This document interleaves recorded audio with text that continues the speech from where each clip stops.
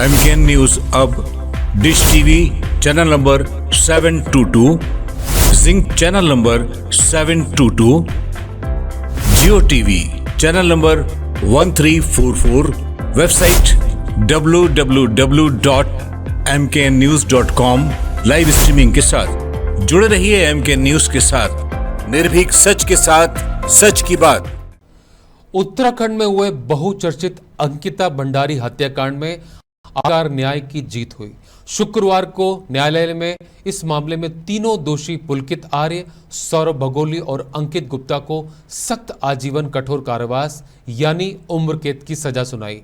इस फैसले ने न केवल अंकिता के परिवार को एक बड़ी राहत दी, बल्कि पूरे प्रदेश की जनता में यह भरोसा भी मजबूत किया कि कानून और सरकार न्याय दिलाने में पूरी तरह सक्षम है। इसी को लेकर उत्तराखंड के मुख्यमंत्री पुष्कर सिंह धामी ने क्या कहा, सुनिए।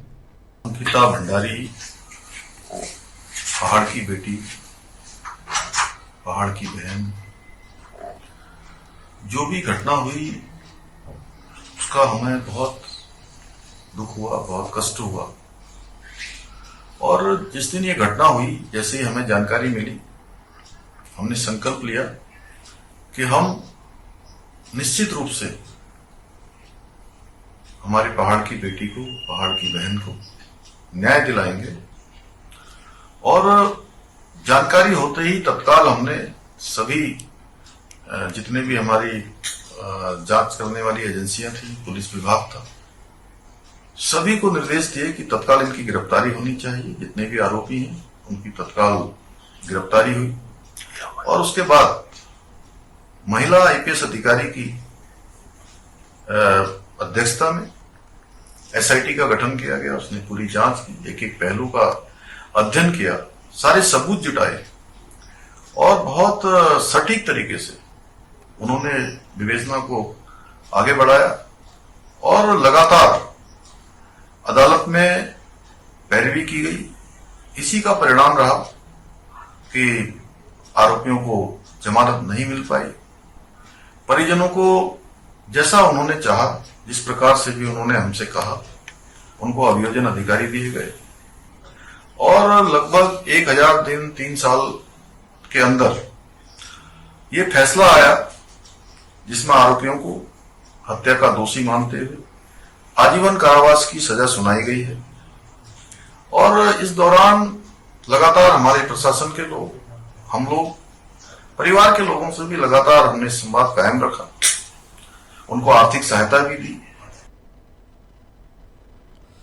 प्रदेश उत्तराखंड जहां न्याय सर्वोपरि है और सरकार जन विश्वास की कसौटी पर खरी उतरती है, मुख्यमंत्री पुष्कर सिंह धामी ने इस फैसले पर प्रतिक्रिया देते हुए कहा कि यह फैसला हमारी बेटियों की सुरक्षा और न्याय के लिए प्रतिबद्धता को दर्शाता है। उन्होंने यह भी कहा कि राज्य सरकार आगे भी ऐसे मामलों में सख्त से सख्त कार्रवाई करेगी। अंकिता भंडारी को आज न्याय मिला है और यह न्याय केवल एक बेटी के लिए नहीं, पूरे समाज की बेटियों के लिए है। CM धामी ने कहा, अब अपराधी कितना भी रसूखदार क्यों ना हो, कानून के शिकंजे से बच नहीं सकता।